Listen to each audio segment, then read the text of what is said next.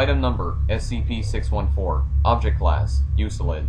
Special Containment Procedures. SCP-614 itself cannot be contained until knowledge is gained about the whereabouts of the server hosting SCP-614. Until then, knowledge of SCP-614 must be prevented from entering the public. Distributing the IP address of SCP-614 to unauthorized personnel is prohibited. Agents are to periodically take measures to make sure that access to SCP-614 is blocked at all Internet service providers. Description: SCP-614 is a website located at the IP address 57.32.blank.blank. The IPv4 block 57.0.0.0/8 is owned by SITA and used for telecommunications in the air transport industry. It is not yet known if this has any significance. SITA records do not show that the IP address has been allocated or used for any purpose, and SITA claims to have no knowledge of any servers operating at the address. The homepage of SCP-614 is a plainly formatted search page. There is a single search box on the page, under which are 3 drop-down lists, a search button, and an I'm feeling lucky button. The drop-down lists allow the user to specify a date ranging from July 2nd, 2001 to August 25th, 2100s. The first date has been identified as the release date of the first BitTorrent client, while the significance of the last date is as of yet unknown. When a date is entered and the search button is pressed, the website will load a list of search results known as torrents from various peer-to-peer file-sharing websites at the time of the given date. The I'm feeling lucky button will return a single random result from a random date. Experiments have shown that searches with the date set at a past date are perfectly accurate as to the results, while searches from a future date are around 95% accurate at returning the actual results that will appear on the given date. See Experiment Log 614-1A. Examination of the web page's source code shows that the website operates by searching a local database. Efforts to retrieve the database or access it directly have been unsuccessful. Addendum: Experiment Log 614-1A. Researcher Dr. Opus. Date: August 12, 2009. Description: Over the course of about 20 days, a series of tests were run to check if the accuracy of SCP-614 regarding future torrents. A string was randomly generated and searched for in SCP-614, and a note was made if a previously generated dummy file was found. The next day, a random number generator was used to decide if a torrent would be uploaded or not. If the torrent was to be uploaded, then the previously generated file was uploaded onto a popular torrent site with the unique string, generated the previous day as a tag. This process was repeated 20 times. Out of the 20, SCP-614 predicted whether or not the file would be uploaded correctly 19 times out of 20, proving an accuracy rate of about 95%. Experiment Log 614-1B. Date: September 23, 2009. Researcher Dr. Opus. Description: An unreleased movie titled Redacted was searched for in SCP-614 and downloaded. Release was scheduled for approximately redacted months from the date of the search. Movie was viewed by research personnel. Upon release of Redacted, the movie was acquired legitimately and viewed again side by side with the previously downloaded movie. While the plot remained the same, several changes were noted in the final movie, such as the removal of a secondary character and the addition of a scene. No changes were noted in the downloaded copy between the time it was originally downloaded and the time of the movie's release. Note: In addition, while downloading the movie, it was noted that the IP addresses of the peers, other users connected together to facilitate sharing of the file, were the same as the IP address of SCP-614. SCP-614 downloaded logs. Researcher name Dr. Opus. Date that site was accessed: February 20th, 2011. Date entered into site: blank blank 2030 blank. Search terms: SCP. Files downloaded: WikiLeaks-SCP-203 blank.7zip. Description: The entire collection of Foundation documents is uploaded by the WikiLeaks organization.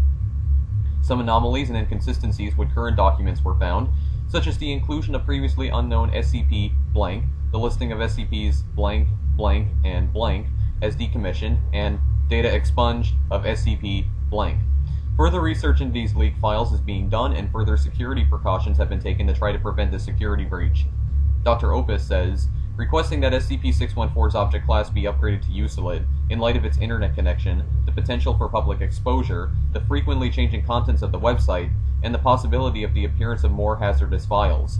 O5 personnel says, class change approved.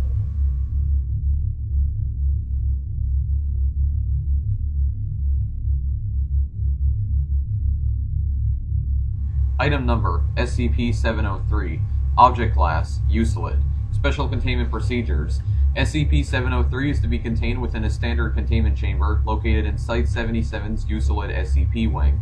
SCP-703 is to be monitored remotely in 5-hour shifts, and 2 armed guards are to be present within the chamber at all times, operating in 5-hour shifts. Entry into SCP-703 while it's in an active state is prohibited. When SCP-703 resumes an inactive state, a Class D personnel will be sent in to retrieve the item. Staff assigned to work with SCP-703 are to be rotated every 5 weeks, and any SCP-703-1 instances produced by SCP-703 related to staff members may be declassified and returned after a 6-week observation period.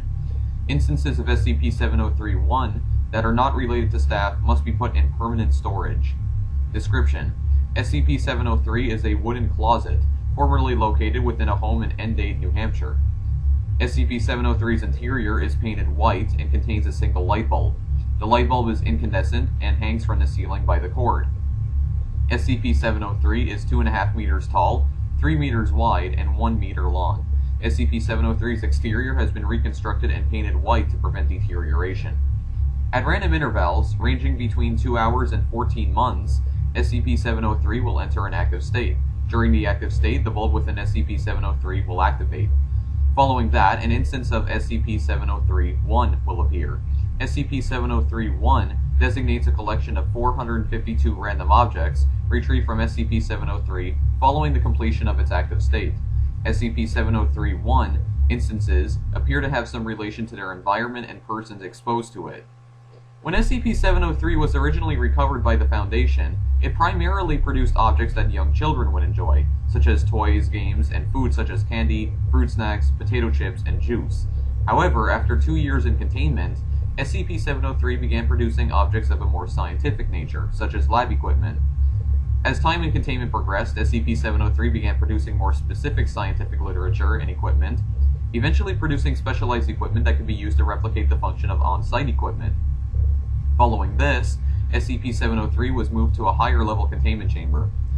Following SCP-703's move, SCP-703-1 instances became specifically targeted at Foundation personnel currently assigned to work with SCP-703, with objects such as lost possessions, misplaced documents, and equipment that had the potential to be used in SCP-703's containment procedures. Due to this, SCP-703 has been classified as a sapient non-organic, and containment procedures have been updated to reflect this change in its behavior. After implementing staff rotation, SCP-703 has produced fewer SCP-703-1 instances related to staff currently assigned to it. Addendum: on September 18, 2010, several instances of SCP-blank suddenly vanished from their containment chamber. During the ensuing lockdown by security personnel, SCP-703 entered its active phase and produced the missing instances. Due to SCP-blank's mind-affecting properties, 3 researchers were injured and 1 member of security was killed before they could be recontained. Because of the fact that SCP-blank was being moved to a containment chamber in the same zone as SCP-703, it is theorized that SCP-703 was attempting to assist in this move. Reclassification to USOLID has been granted, and SCP-703 has been moved to a more secure area.